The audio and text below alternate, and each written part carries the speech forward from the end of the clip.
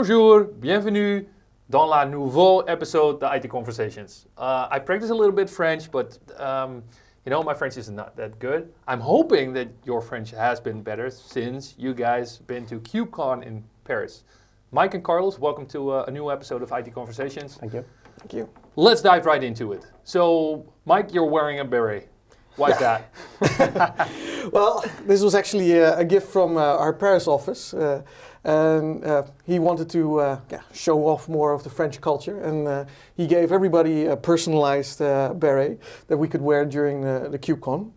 Although, to be honest, we didn't really need it. It was very nice. We had 4 days of like 18 degrees. Oh, wow. Yeah, it was very beautiful. So these ones were actually not necessary as well, but they're actually pretty cool. So, they look really awesome at the front, but I heard something really particular at the back. Could you check out the back? Yeah, could you... I don't know which...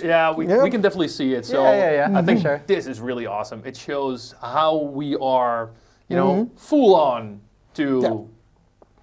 Well, I think the nicest thing about this was we had a lot of people coming up to us and saying like, oh, what is this cool swag? Where can I buy it? Yeah, of course this is just made for us, but this is really amazing how you can get some interaction on the conference hall like that. Maybe something interesting for a marketing team to consider. Like maybe we need to build a web shop and stuff like that. But more to that later on.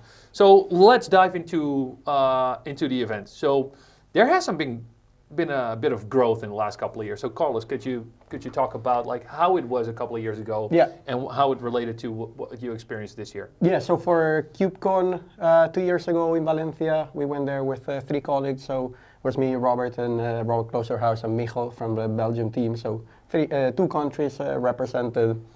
And last year we were able to host it here in Amsterdam. And we already had, I believe, every country from ITQ represented, up to 12 people.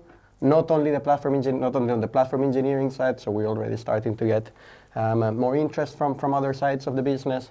And that's when we started making the ITQ live reports. We got last year 6 interviews. And then this year we've gone with, I think, over 20 or 22 people around that. Wow. In this case, we're joined by Jeff, our CTO, Francisco, one of the owners of ITQ. So I think it was very nice to see the interest from, So not just the technical people. Yep. And we were also able to record, I believe, about 15 interviews. Wow, well, let's dive into a couple of those interviews in a bit. But what I first wanted to know is that if you've been to Valencia a couple of years ago, how does the size of the event feel compared to then? Yeah, well, it seemed much smaller, I think, in Valencia, because it was about half of the people. Wow. So in Valencia, it was, I think, around 7,000. Last year in Amsterdam, it was like 10,000, and this year, over 12. So it's really growing. It was the biggest KubeCon in the world so far. So community is growing a lot. Wow. So I think what's really cool is that the growth of KubeCon reflects the growth of ourselves when it comes to the focus on KubeCon. And you mentioned the videos. Like, what videos would you think are like? There were 15 of them, and of course we invite everyone to look at all of those videos. But if you would highlight a couple of them, Carlos, what would be your personal favorite? My highlights, I guess. Of course. If you would name one, which is your personal favorite? I mean, if I had to name just one, for me it's one that I did, which was with Jared Watts, founding engineer of Crossplane, and of course I gave a talk on Crossplane. So for me it was such a good opportunity to speak with him. I got very good feedback as well of the talk from him. So of course I have to highlight that one for myself. But of course what's going to be a highlight for a lot of people towards the outside was the interview with, one of the 2 interviews with Kelsey Hightower. And Michael can tell us a bit more about it because he was one of the interviewers. Yeah, that was really amazing. Kelsey Hightower is an amazing guy. He always takes his time for people, and he always makes time to give an interview or even help people out. And that's really his image, and that's also how he comes across. And for now, when we were there, we asked him, well, can we do another interview? Because we did one last year as well, and maybe we can pick it up from there. And Robert Kloosterhuis, a colleague of ours, he also wanted to interview him. And the guy just took his time and says, okay, I will do just both interviews. Wow. And for me, this was really one of my personal favorites because he's really a big hero for me inside of the community. Wow. Oh, Yeah. that's well. It's it's always great to talk to the people you look up to. Yeah, And definitely. not just and I think one of the nicest things there is that they take the time to talk to you because you look up to them. They might even not know that, but yeah, I had the same experience with a couple of folks before, like Sean Bass and Brian Madden, and now consider them actually as friends because of like the stuff we experienced together. Now, videos were great. I looked at a couple of them as one of the people that stayed behind because of personal reasons. But I got a real view of the stuff that happened there because of this video. So I personally like to thank you for those. Those were great. Now, outside of videos and content, we also had some really cool sessions on stage. What can you tell, for instance, about the Cloud Native Rejects event that was happening, but also we were part of the main keynote. Yes. Yeah. So I mean, I thought it was really amazing to have Stefan in the keynote in a panel together with well, for sure, I did know from there. Andrea Giardini is one of the main organizer of the Cube train. And it was interesting. They were talking about like unity, diversity, etc. in the community. So that was a very, very nice talk.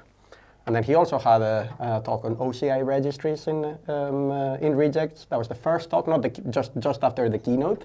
And then yeah, I did present about crossplane on the day after. Like I said, in fact, just before Jared Watts, the founding engineer, so there was a little bit of pressure. Of course, it's like, oh, it's okay, you're gonna do your talk. You know, the guy that one of the guys that started this, yeah, he's gonna be there watching. You know, so no pressure.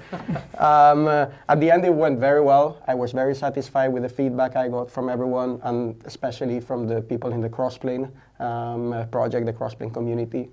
So yeah, that was fantastic for me as my first talk in live in a conference, physically there, not online like we did before in the COVID days. Yeah, you did amazing. Yeah, thank you.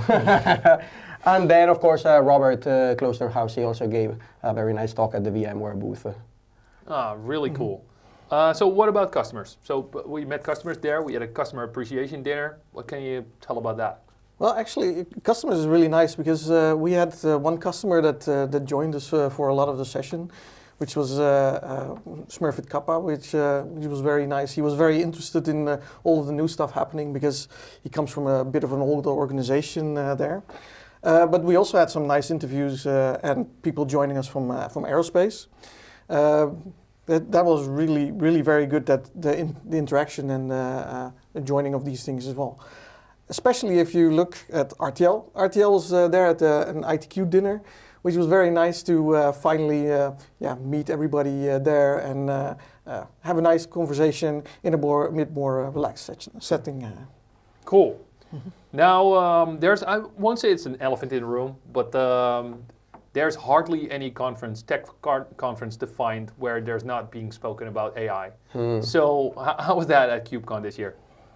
So, I mean, I think there were some interesting AI talks. It did perhaps seem a little bit sudden, right? So last year there was not really any mention of AI in Amsterdam, and then all of the sudden, for example, it took over the first keynote. It became like really? main theme. And even became kind of like main theme, very technical, you know. I think we all know the power of AI, right? But of course, coming from the community in which we're dealing more with the infrastructure, with the platform, you know, there has to be a process, let's say, to get onto there. I personally found it quite interesting, even surprising how to level of detail they went even in the keynote. I think they were trying to show as well, okay, so this is what's happening in the infrastructure, right? You know, so it's still coming, you know, with the angle that we will understand. But I mean, having some conversations with some people, they did say, you know, it did seem a bit forced, you know, at some points. So I think it's exciting times, but I think we have to ease into it. We cannot just like jump directly into it. Yeah. Which was actually the topic that I talked with Kelsey as well.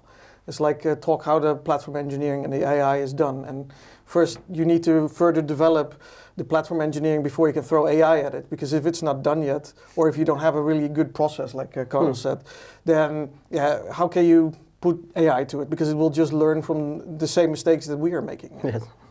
Yeah, to be fairly honest, like I've spent the last year or so, working on some AI related projects, and I make it really black and white, but to me, it's just another workload. Yeah. It is. And one of the things we see from a challenging perspective at customers is that they're not treating it just as another workload. That needs to be managed in a really good way. Yes. And that's where, well, I think we come into play, because we can help customers to build a good platform engineering foundation on which such an application can run. Now, KubeCon is done and dusted. What's next? Well, next is the Devopsdays. Well, at least the meetup coming from it. And well, ITQ is proud to announce that we're hosting it. So we're not hosting it here in our office, but we're actually hosting it across the street from here. Because the ITQ office is not big enough to host around 50 to 80 people that we're expecting. And I'm going to be one of the speakers there, in combination with William from Susi. Really cool. So that's William Rizzo, right? Yeah, Yes. exactly. Oh, really cool. So if people want to register, can they find the link here beneath the show notes? Yep. Yeah? And otherwise, Okay. they can just go to meetup.com and find the Devopsdays there. We'll make sure to share a link in the show notes as well. Guys, thanks so much for sharing your experiences with the event. For now, thanks so much for watching. If you have questions, feel free to reach out, and we'll see you next time in the next video.